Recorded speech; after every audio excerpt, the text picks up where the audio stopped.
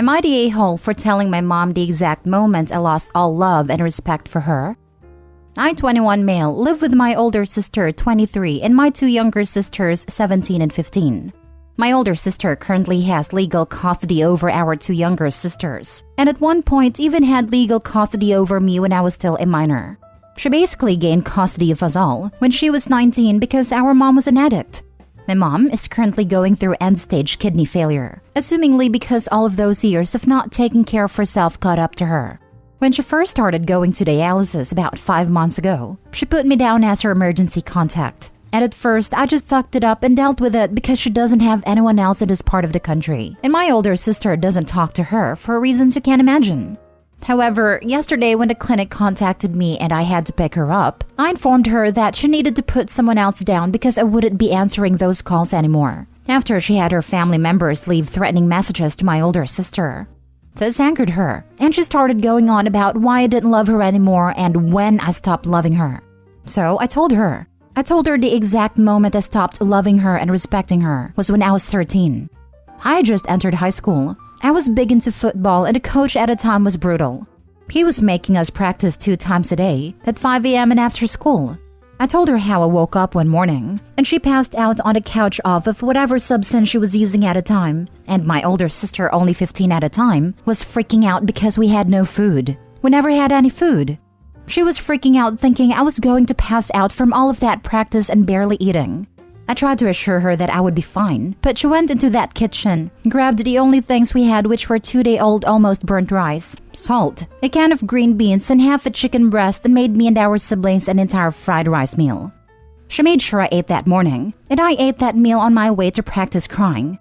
She had to stay home from school that day like she did most days, to send younger sister off to school and to be there to pick them up.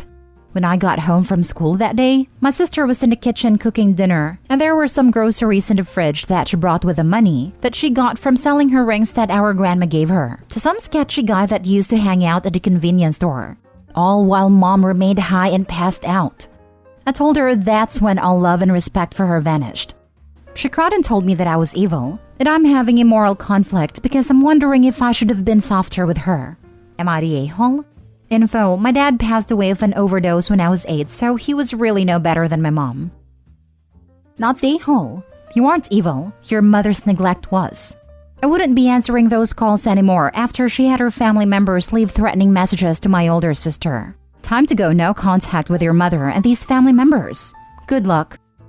Also, OP, I know there is some pressure because she's dying, but she left your life and role as a parent a long time ago. Do not feel guilt of any sort for cutting contact at this time. You can continue to make peace with what role she played in your life on your own. You do not need to subject yourself to more of it. Release yourself from that responsibility. Agreed. If she wants you to be at her deathbed but she never apologizes, don't go. You're letting her trample all over you one last time in her own way. You're letting them get their say on the way out without ever showing contrition. Someone here recommended the book Adult Children of Emotionally Immature Parents, and it helped me. Try it. You have a lot of resentment. Write a letter to your mom and your dad if he's around, with all your feelings in it, and then burn it for catharsis. As you watch the flames, focus on letting go of that hurt and resentment. Thank you for the recommendation. I'll definitely look into getting that book. As for our dad, he passed away of an overdose when I was 8. In this vein, I've found specific support groups online to be really helpful. General subs like this are a good gut check, but for the really specific stuff and having a safe place to voice your feelings, as a good community will have extremely no-nonsense and active mods, is huge. Just do a vibe check first. Some keywords would be adult children of addicts, and definitely read up on sidebars/intros to see if a particular place resonates with you and your experiences. Everyone's situation is a little different, and that kind of neglect will impact people in different ways even within the same family. Find a group that offers the support that you need. Next story. Am I the a-hole for telling someone they're selfish for asking a 22-year-old to become a child's guardian? My 22 female boyfriend Malcolm, 22 male, has a half-sister Elena, 12 female. They have the same dad, and he's not involved in their lives. Their moms became close friends and they were raised seeing one another, but Malcolm's mom moved abroad a couple of years ago. Elena's mom, Sandra, was diagnosed with cancer last year. She went through treatment, but it's been determined that there's nothing they can do but make her comfortable, and Sandra will pass sometime this year. She has no family, so Malcolm has spent a lot of time helping care for Elena, driving her to school, making the meals, etc. Recently, Malcolm sat me down. He said that Sandra asked to speak to him. She said she understood if the answer was no, but asked for him to take on custody of Elena, sooner rather than later. That way, she could adjust to him being her guardian before she passes. Malcolm would move in with them. Sandra had a sizable life insurance policy and an account to help him care for Elena. To my surprise, he agreed to all of this without consulting me. I pointed this out, and he said we've only been together 6 months, so I asked if he didn't feel too young for all this. He said sort of, but to do it for Elena. Without further discussion, he subleased his apartment and moved in with Sandra and Elena. Saturday, I stopped by to pick up Malcolm for lunch. He hadn't returned from work yet, so I was waiting with Sandra. We were making small talk, and she mentioned how grateful she was for Malcolm and that he was a sweet boy. I asked if he was really her only option. I mentioned his mom, and Sandra said Elena's losing enough. She doesn't want to force her to move abroad on top of everything. She also doesn't feel right asking Malcolm's mom to move back. I said I found the whole thing a little selfish. Malcolm is only 22. He shouldn't be tied down raising a child. Sandra got defensive and said she wished she didn't have to ask him. Plus, he said yes. I asked what else was he supposed to say. Sandra told me I was upsetting her and asked me to leave. Malcolm called me later, screaming at me. He said that I upset Sandra. I said I was trying to defend him and point out options she may not have thought of. Malcolm told me to butt out and to get on board with this or walk away, and hasn't spoken to me since. I saw Elena at the mall on Sunday and she just ignored me. My mom told me I screwed up big time. Am I the a-hole? You're the a-hole. I swear to God, if I see one anti-A on this thread, I lose my faith in humanity. You should listen to your mother. Sounds like she's a smart woman. Malcolm got lucky. He just got a glimpse into your soul when you let your mask slip. It is twisted under there. And cruel. For God's sake, harassing a dying woman? Really? And shameless about it no less. Lucky for him he saw that early on and hasn't spent years of his life with you. I'm genuinely confused why he hasn't made a clean break yet. Maybe he has and just can't be bothered to inform you. It's one thing for the OP to break up with Malcolm because she feels too young to help raise a child or be in a relationship with someone raising a child. But what an a-hole to think she has the right to interfere after just 6 months of dating. I think he has dumped her. I suspect get on board with this or walk away meant that if she didn't call with an apology, he was assuming she was walking away. You're the a-hole. You've been seeing him for a few months. That is his sister. It's not up to you to decide it is selfish for a dying mother to ask family to become a guardian. Honestly, you are not only selfish, you are asking a family you barely know to uproot a child who is going to lose her mother, to move that child abroad so that you can have your boyfriend all to yourself. Selfish, entitled, and arrogant all in one move. Fact is, this mother has a death sentence. She's not going to be around. He's stepping up. And it is absolutely nothing to do with you if he does step up. I'd be proud of someone stepping up at that age. Want to support them with it. The fact you don't shows so much selfishness. A 6-month relationship is not more important than his little sister who is going to lose her mother. Next story. Am I the a-hole for resenting that my sister was cruel about my pregnancy but is celebrating our sister's pregnancy? This involves me, 26 female, and my sisters Abby, 28 female, and Megan, 31 female. I had a baby at 16, which I know isn't great. But accidents happen, right? I do not think I was a bad person for this happening. I took responsibility and was committed to raising my son and being a good mom. My parents supported me as best as they could by babysitting and helping with finances, even though that came from my college fund. However, Megan, who was still in college but still living at home, made it clear that she was not supportive. She said she would not babysit or even watch my son if I needed to shower. She said she wasn't going to suffer for my mistake, which hurt me so much. Abby babysat for me sometimes and was happy to watch my son when I needed a rest. I badly wanted a baby shower and to feel celebrated even in a small way, but my parents said they could not help as they were stressed about the situation. I didn't have many friends, so I asked Abby and Megan. Abby was sympathetic, but Megan said she wouldn't help out at all.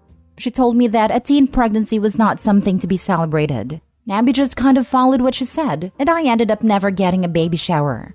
I always kinda regret that because I doubt I'll have another child. Now I'm doing okay. I graduated from community college. I have an apartment where I live with my son, and I have a good co-parenting relationship with his dad. Abby announced her pregnancy some time ago, and her baby shower was this weekend. Of course I went. She made a little speech and thanked Aunt Megan for organizing the entire thing. Megan was so bubbly and happy and said how excited she was for Abby's baby. I got upset and quietly left to not make a scene. Megan came inside and asked what was up. I told her that I was hurt that she would do all this for Abby but nothing for me. She awkwardly said they were two different situations and I shouldn't make this a big deal in Abby's day. We got into it, and I ended up leaving early and Abby called to find out what was going on. I told her, and she felt pretty bad. Am I the a-hole? Now for the top comments. No a-holes here. I hovered between that and not the a-hole, but went with no a-holes here because, while I think you are well within your rights to feel upset about it, 21-year-old Megan and 31-year-old Megan are probably very different people. You just can't fairly compare her actions as a college student to her actions as an adult. If Megan is still giving you grief today and not stepping into the Aunt Megan role for your son, then I change my response to not the a-hole. Thank you. Honestly, she has not really been an aunt to him. She does get him birthday and Christmas gifts. That will make conversation with him when we're all together, but doesn't really try to hang out with him or talk to him on her own. Abby's a natural aunt to him, and that she will take him out sometimes, just them. If she's already treating unborn baby as a blessing and celebrating it but is distant to her nephew, the favoritism is going to be very obvious later. No a-holes here. I am sorry that you missed out on so much excitement. Even when times are challenging, you still want milestones celebrated. Unfortunately, there are consequences to all actions and neither you or your sisters are in the same place now as you were then. Having a baby at 16 is extremely different than 28. And throwing a baby shower is something a 31-year-old does, not a college student focused on schoolwork. Your son is not a mistake, but getting pregnant was an accident. Sometimes it's hard to celebrate accidents. All you can do now is focus on the good you have. This entirely. Teen pregnancy is different than adult pregnancy, and college student aunts are different than adult aunts.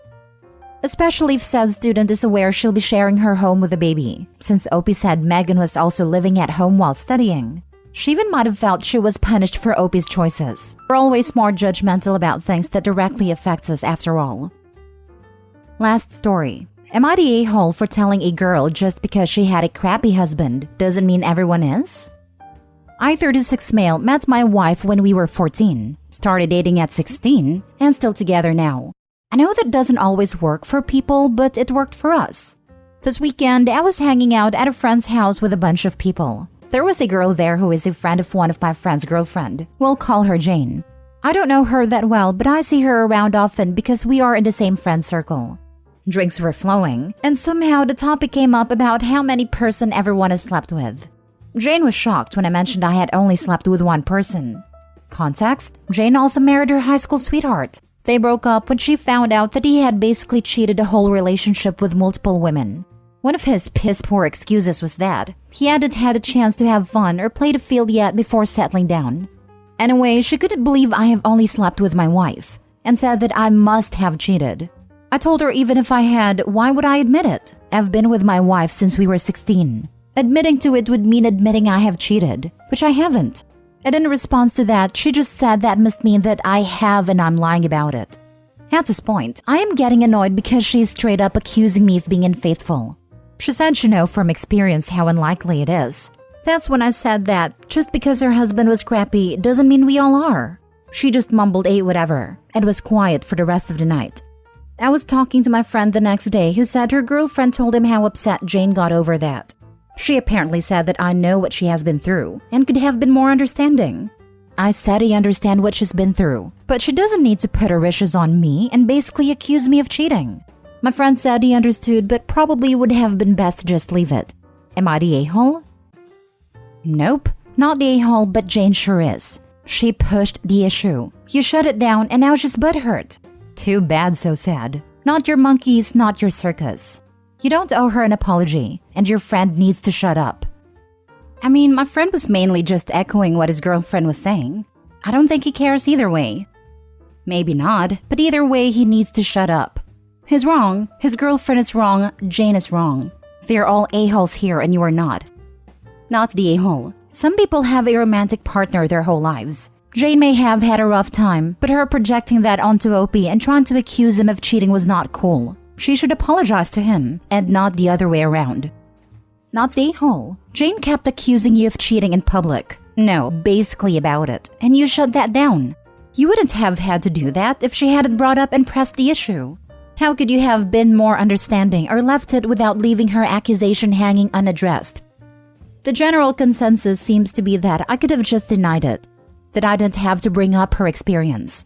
My response to that was that I did deny it, but she didn't drop it until I mentioned her ex-husband. Mission accomplished if you ask me. Exactly. You didn't stir anything up. She did by continuing to push. She refused to drop it until she got an answer she didn't like.